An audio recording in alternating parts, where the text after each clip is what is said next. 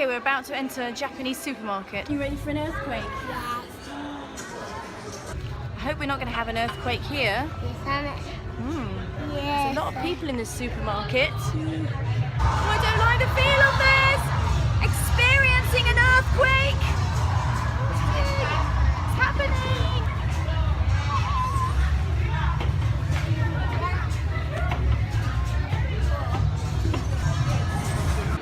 Austin, do you know what an earthquake is?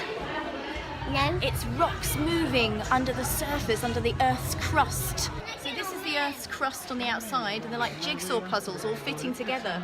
Sometimes the pieces slide up against each other, and then the plates and the pieces get stuck, and that's what causes a big build-up.